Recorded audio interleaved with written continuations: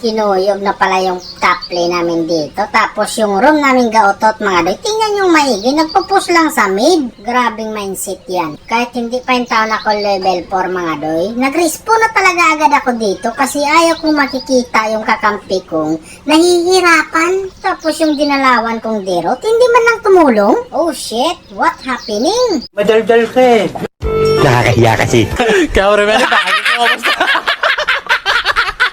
Dinalawan ko na nga yung tawon siya, tapos nakanganga lang pala. Meaning to si, ibig sabihin mga doy, nagkamali yung wrong mobs ko doon. Tingnan yung maigi mga doy, yung lapo. Kung tama ba yung ginagawa niya.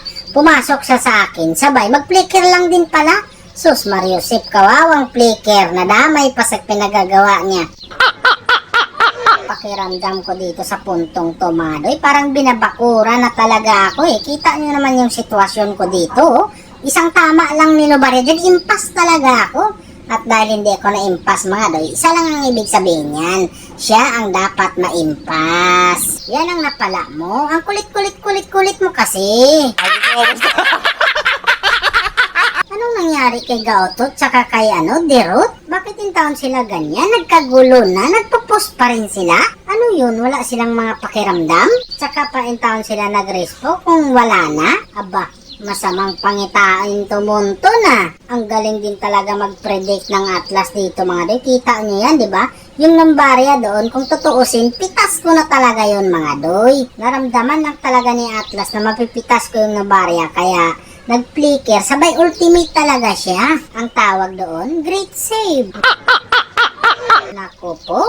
Naipit na naman yung taon ako dito. Aba, may masamang balak yung taon sila dito sa tore namin sa baba mga doy ah. Pero pag tamaan talaga to sa mga straight jab ko, may paglalagyan talaga tong mga to. O kita nyo naman yan mga doy ah. Sa puntong to, nagpindot gaming pa nga ako dito mga doy eh.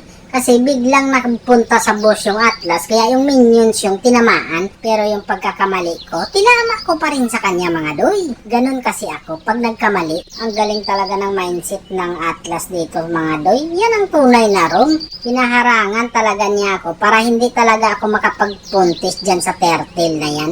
Sinasaluduhan talaga kita Atlas. Nasaluduhan kita. Hey! Pero hindi pa rin ibig sabihin nun na wala akong kakayahang maagaw yung turtle na yan. Baka kinsing gamer yan. Magaling ang tsamba mo, malakas eh. Dito pala sa puntong to mga doy, gumamit na pala ako ng build ng pangmatagalan na makakapag-sustain talaga ako sa digmaan. Kasi nararamdaman ko rin talaga yung mga kakampi ko dito na mahirap din talaga. Mahirap talagang umasa sa kanila.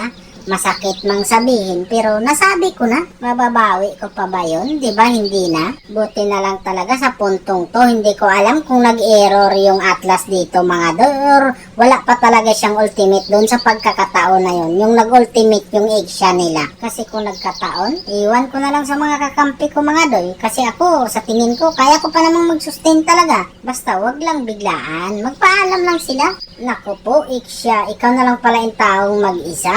Para hindi ka yung taon malungkot, magbakasyon ka na.